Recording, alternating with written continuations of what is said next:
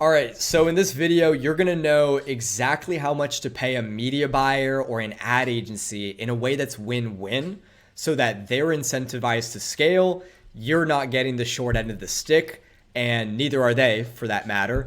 And you're in a position where you genuinely want to pay the media buyer more because that's how much they're scaling the business and contributing to growth.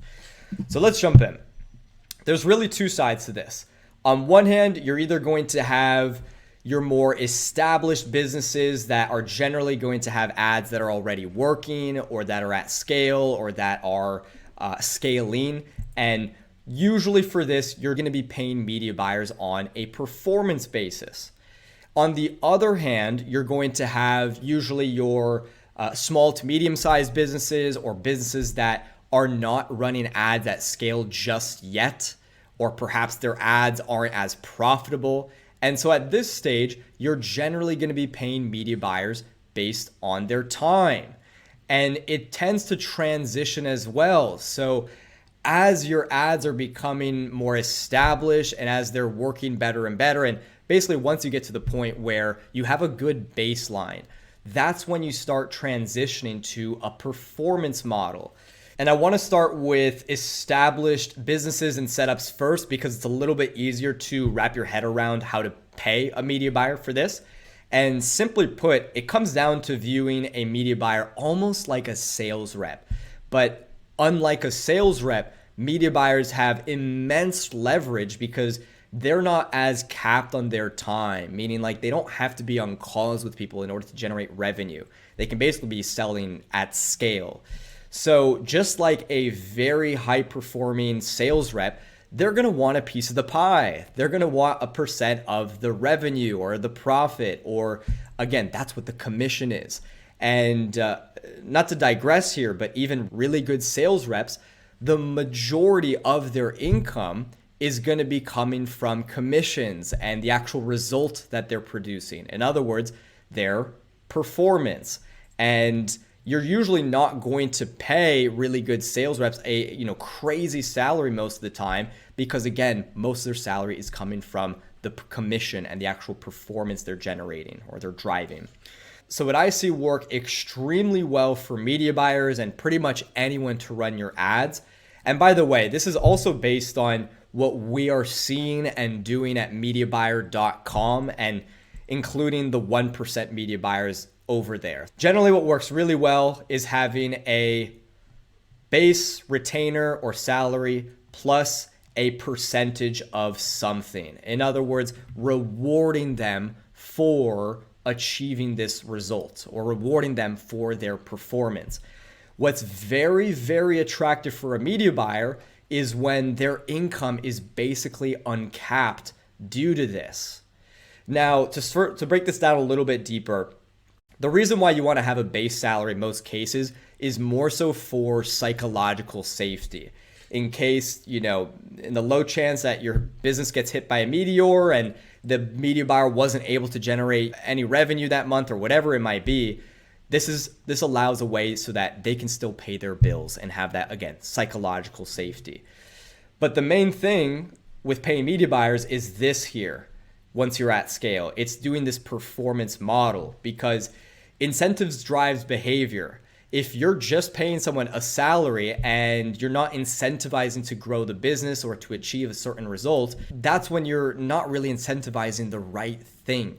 So for this, usually what works really well is coming up with a metric that is something that you want to drive in the business and that's very important to you, whether it's revenue or net profit, or whether it's keeping the CPA below a certain number or the CPL. It could be a bunch of things, but the last thing that I would try doing here is try to align this on percent of ad spend or something like that, because again, it's not the best incentive for the media buyer. Percent of ad spend, for example, is something that's very common in the industry. Personally, I don't like it at all because I think it's a very lazy way to pay a media buyer. And it's, again, not the right incentive. You're incentivizing the media buyer to just spend more money, not necessarily to maximize the output and the revenue generated from that spend. And then the other side is the base actual salary, which for this, 2K is a good kind of ballpark for this, especially if it's like full time. That's kind of the starting point as a psychological safety net with their base salary. But again, you ideally want to have a situation where the ads are working really well, they're profitable. You need someone who has the ability, who can scale things up further. And then that's when you want to give them the incentive to do that and reward them very well for that. And again, basically so that their income is uncapped. Now, on the other side, if we have a business that does not have profitable ads, it doesn't make sense to be charging on a performance basis. What works much better is going to be just paying the media buyer for their time and basically working together to get to the point where you can transition to a performance model like this. And when it comes to paying media buyers based on their time, it's pretty straightforward. You're usually going to pay them either an hourly rate or a monthly retainer. And obviously this varies quite a bit depending on what you're looking for, whether it's full-time, part-time, whether it's a more junior media buyer versus senior, or like a Michael Jordan level media buyer. So really the ranges for this can vary a lot, keep in mind. But generally for something that's going to be more part-time based, paying at least $1,000 to $3,000 is a good minimum. Full-time media buyers will generally start at $3,000 to $8,000 a month, again, depending on the caliber of media buyers that you're going for. And then if you're looking for a coach or a consultant, that's typically going to stay under $2,000 to $3,000 a month. And remember that when you're paying people based on their time, it's not the best incentive for them to scale. It also doesn't, again, always make sense to charge on a performance basis when you're starting because the numbers aren't established. They aren't dialed in. You don't know what's really working versus what's not working just yet. So that's why at the start, you're paying for people's time. And then as you start getting better and better results and performances, that's when it makes sense to transition to more of a performance model. Now for agencies, it gets a little bit tricky, although for agencies, you're really looking at the clients. Typically, agencies are either going to be on one side of the spectrum, working with a lot of smaller accounts and clients, or you're going to have agencies that are working with fewer accounts and clients, but they're typically going much deeper with them and they're generating more per client. So to start on that side of things here, for example, like I was speaking to an agency owner yesterday who he only works with 2 to 3 clients at once, but he makes $100K per month from each client. So his agency is doing $200 to $300K a month, but that's split between 2 to 3 clients.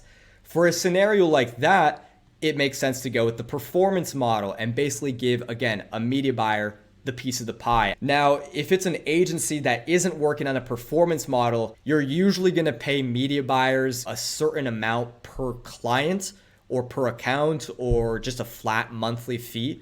But the reason, again, why I don't like that is because let's say you're paying a media buyer $500 or $1,000 per client.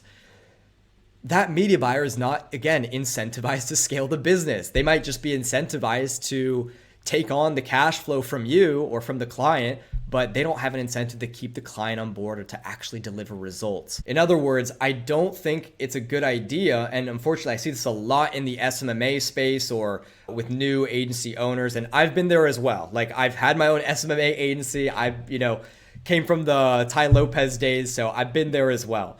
But if you just look at a media buyer as a cog in the machine where you don't really care about them, they're just there to fulfill your clients, again, you're never going to get a great media buyer out of it. And the way that you're paying the media buyer is not really incentivizing for the result at the end of the day. And that's where it becomes very easy to churn and burn through clients, churn and burn through media buyers, and overall, it's not a good time. Now, with that being said, every media buyer has to get their start somewhere, and many of them learn by working at agencies. So it still does make sense to pay a media buyer on an hourly basis or on a per account basis or monthly basis.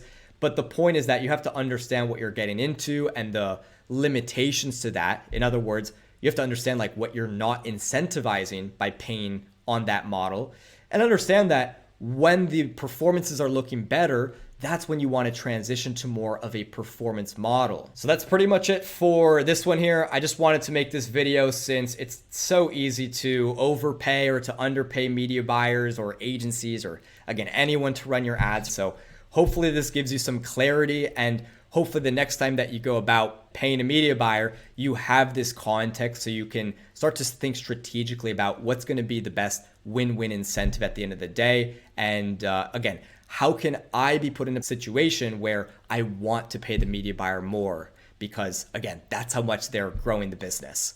So that's it for this video. Hope you enjoyed. And my last video that I made is all about how to find top 1% media buyers. So I'll leave the link below, which you can go ahead and watch that. And if you enjoyed this one, leave a like, subscribe. It helps me a whole bunch. And besides that, I'll see you on the next one. Talk soon.